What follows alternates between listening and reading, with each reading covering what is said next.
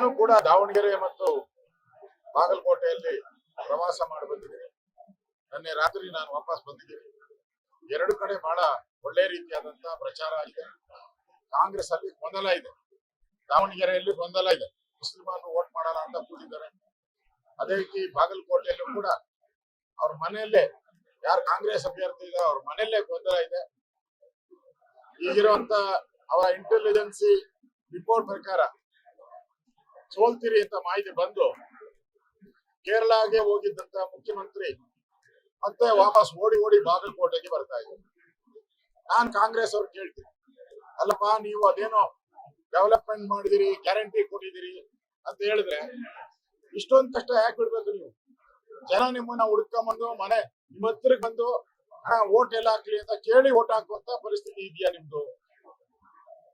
ಅಂದ್ರೆ ನಿಮ್ಮ ಅಭಿವೃದ್ಧಿ, ಕಳೆದ 3 ವರ್ಷದ ಅಭಿವೃದ್ಧಿ ಶೂನ್ಯ. ಕರ್ನಾಟಕವನ್ನ ಸಾಲಗಾರರ ರಾಜ್ಯವನ್ನ ಮಾಡದಂತದ್ದು ಸಿದ್ದರಾಮಯ್ಯ. ಅಭಿವೃದ್ಧಿ ಇಲ್ಲ, ಡೆವಲಪ್ಮೆಂಟ್ ಇಲ್ಲ, ಸರಿಯಾದಂತಹ ಗ್ಯಾರಂಟಿ ಹಣನೂ ಕೂಡ ಸರಿಯಾದ ಟೈಮ್ಗೆ ಪ್ರತಿ ತಿಂಗಳು ಕೊಡ್ತೀನಿ ಅಂದ್ರು. ಈಗ ಪ್ರತಿ ತಿಂಗಳು ಬಿಟ್ಬಿಟ್ಟು 2 ತಿಂಗಳು 3 ತಿಂಗಳು ಆಗ್ತಾ ಇದಾರೆ. ಅದರಲ್ಲಿ 2 ತಿಂಗಳು ಯಾಮಸ್ತಾವ್ರೆ. ಅನ್ನಭಾಗ್ಯಕ್ಕೆ ಅನ್ನಭಾಗ್ಯ ಮಾಡಿದ್ದಾರೆ ಈಗ. ಅದರಿಂದ ಈ 2 ಚುನಾವಣೆಯಲ್ಲಿ ಬಿಜೆಪಿ ದೊಡ್ಡ ಹಂತದಲ್ಲಿ ಗೆಲ್ಲುವಂತ ವಿಶ್ವಾಸ ನಮ್ಗೆಲ್ಲ ಇದೆ. ಕಾಂಗ್ರೆಸ್ ಒಂದ್ ರೀತಿ ಅಭಿವೃದ್ಧಿ ವಿರೋಧಿ ಆಗಿರೋದ್ರಿಂದ ಜನ ಇವ್ರಿಗೆ ಪಾಠವನ್ನ ಕಲಿಸ್ತಾರೆ.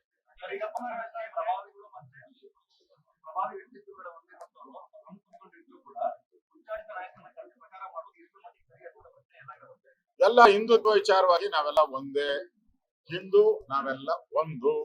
ಯಾರ್ಯಾರು ಹಿಂದೂ ಇದಾರೋ ಅವ್ರು ಕಾಂಗ್ರೆಸ್ ಅವ್ರು ಬಂದ್ರು ನಮ್ ಪ್ರಚಾರ ಮಾಡ್ತೀನಿ ಅಂದ್ರೆ ನಾವು ಸ್ವಾಗತ ಮಾಡ್ತೀನಿ. ಈಗಾಗಲೇ ಹಲವಾರು ಕಾಂಗ್ರೆಸ್ ನಾಯಕರು ಕೂಡ ಒಳ್ಳೊಳಗೆ ನಮ್ಗೆ ಪ್ರಚಾರ ಮಾಡ್ತಾ ಇದ್ದಾರೆ, ಅವ್ರನ್ನೂ ಸ್ವಾಗತ ಮಾಡ್ತಾ ಇದ್ದೀನಿ.